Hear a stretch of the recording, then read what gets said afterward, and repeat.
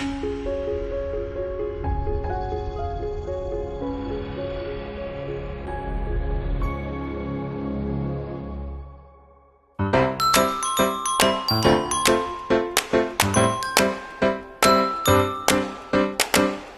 this small talk, we're going to have a look at how we can skill up our students for academic success through integrating life skills effectively in the classroom. Now, during my education, I remember sitting there in the classroom, listening to the teacher dictating essays. We would listen and then try and memorize and copy these essays for the exams. Now, this may be enough to get us through or pass the exams, get us into university, but was this enough to really set us up for our future professional, academic and social lives? Now, with the world becoming more competitive, students these days need more than just to pass exams. We need skills to help them succeed later on in life. And particularly now, the world's becoming more competitive. Employers are looking for different skill sets in their graduates. Now, what skills are employers looking for in graduates these days? Now, according to the World Economic Forum, in 2015, here are the top 10 skills that employers are looking for in their graduates. So we see things like problem solving, coordinating with others, people management, etc. Now, if we zoom forward to 2020, here are the top 10 skills that our employers are looking for. Again, we see a similar skill set, but we see things like critical thinking, creativity becoming more prominent. Now, are we teaching these skills throughout our education systems? Now, employers and educational experts are increasingly seeing this widening gap between academic results and the actual ability of students to take part successfully in society. A lot of students do lack some of these key skills that we saw on the previous slide. In this session, we're going to have a look at how we can start sort of integrating these such skills more into education systems, but in particular language learning. Now, I actually needed some of these skills for this, or to make this video. So I needed the ability to be a good communicator, both verbally and non-verbally. I needed the ability to be creative, to put together the content or the visual content for this session. And I also needed to have good time management, to able to fit this content inside my 15 minutes. So those are just 3 examples of the kind of life skills that I needed for this task. And these are also examples of skills that students are going to need later on in their lives as well. Now, before we move any further, it's good to trace back where the roots of these life skills are coming from. In the UK in the 1990s, they introduced something called PHSE education, which stood for Personal, Social, Health and Economic Education.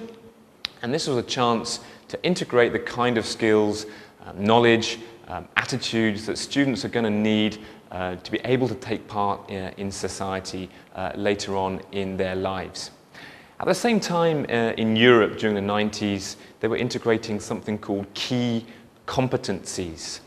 Now, these competencies, again, were the skills, attitudes, knowledges that students are required to know or be able to do to take part in society effectively.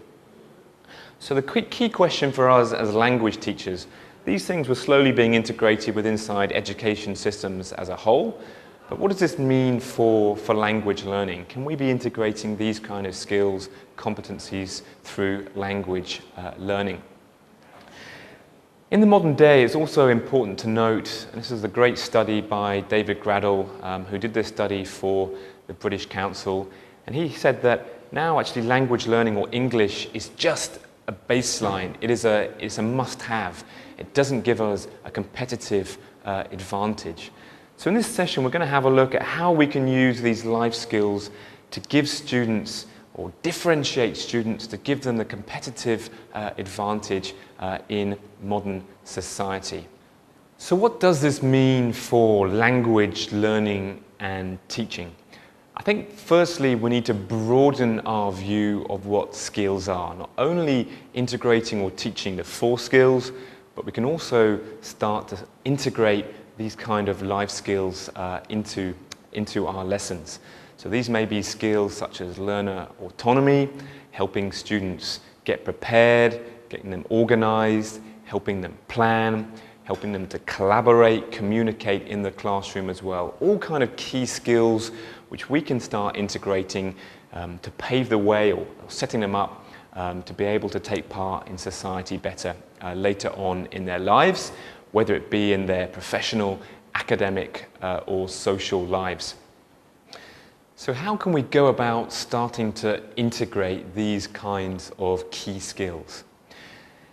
In this example from the Open Mind series, life skills are actually integrated within the course syllabus. Now they're divided into 3 different strands of life skills. So those skills necessary for study and learning, those for work and career, and those for self and society. And within those 3 strands, we have little sort of sub-life skills as well. So managing your time, establishing priorities, working effectively in groups, estimating and guessing, making notes, brainstorming, all these kind of skills which provide a basis for this life skills syllabus.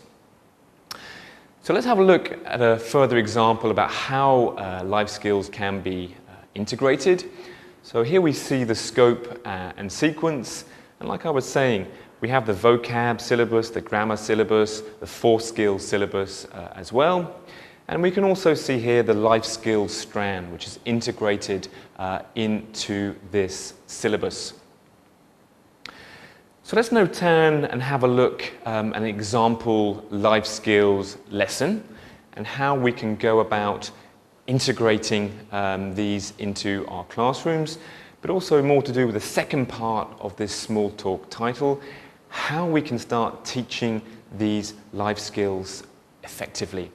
So here we see an example lesson from the Open Mind series. In this lesson, the students are identifying sources of information. They're looking at different resources that they can use to identify different sources of information. We have the visual input through the pictures there. We have a textual input. We have a collaborative task. We have something called process language, and then we have an end product, which results in the student presenting back their findings. So this is more of a sort of a 2-in-1 approach. So not only are they learning or developing or integrated their language skills, but they're also developing this particular area or this life skill as well. So it's a bit of a 2-in-1 approach that this book takes. Now these kind of pages will result in a lot of collaborative group work as well. So they're also developing those kind of skills. And at this point it's also very crucial to mention some of the challenges which a lot of teachers have in this part of the world across Asia. So here are some of the key challenges which I hear from teachers when it comes to particularly getting them in groups, collaborating in groups, and actually getting their students speaking in class. So for example, we might have common responses such as, oh, my students don't like to work in groups, so we tend to skip these activities. Although they have no motivation to speak in the class, or my class is too big to manage in terms of speaking activities. Now let's revisit that lesson and look how we can start overcoming some of those issues and how we can teach these kind of life skills lessons effectively. So to do this, I'm going to give you as teachers 3 little areas as a means of a checklist to help motivate your students to do these lessons, but also help them to motivate them to communicate, collaborate in those group work tasks. So the first part of the checklist is preparing a model. So giving a clear model from the teacher to set the expectation for the task. The second area is ownership or personalization. So what this means is giving the students choice in the activities they're doing, giving them choice in the task. By giving them choice, they're personalizing more, which will hopefully motivate them more with the activity. The last area is learning support, so providing them with the vocabulary or the lexical structures, little useful chunks of language, useful phrases, but useful language that they can use during the task. Often students or a teacher will set up a group task and the students will resort to their L1 language straight away. And this is often because maybe they don't have enough English language, they don't have the language they need to complete the task. So by setting up with this useful language, hopefully again that will motivate them to take part in English in these collaborative tasks. So let's revisit that life skills lesson. So we firstly saw the visual stimulus, so getting all the right kind of pictures to motivate the students with the topic is key at the start. I think for this topic, they're talking about the 21st century and the new millennium and the types of technology and communication. We can see here the students in the picture are using their smartphones to research information. These kind of topics are great for getting our students in Asia speaking as well. The second part here is to do with the ownership or the personalization. So in this task, they can actually choose which area they would like to research. So they can either look at the culture, for example, in number 2, or maybe even the technology in part 3, where they have a look at different social media, way people communicate at the start of the decade or at the end of the decade. By giving them this choice, this gives them ownership of the activity, which will hopefully motivate them more to speak when it comes to their group tasks. In this next part, the students move on to a more collaborative activity.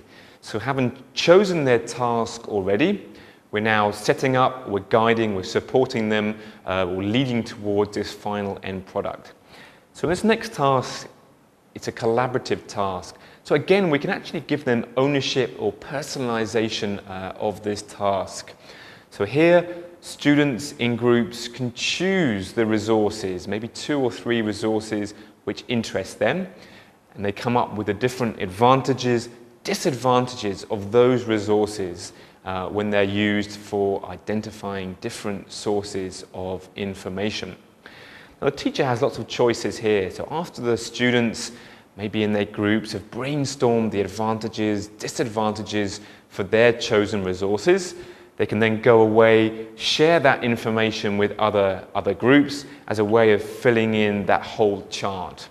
Or if the teacher wants, you can do this as a whole activity or a whole class activity on the board, where the students come up, maybe they stick post-it notes for the different advantages, disadvantages.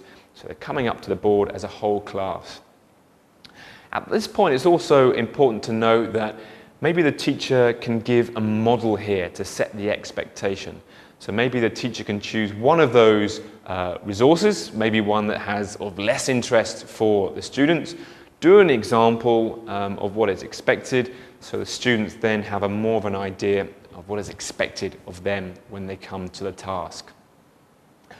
The students then move on to a further group work activity where they are collaborating. So they go back to their original choice of their task from the first activity, and then they apply their knowledge from that disadvantage and advantage task in a group work activity.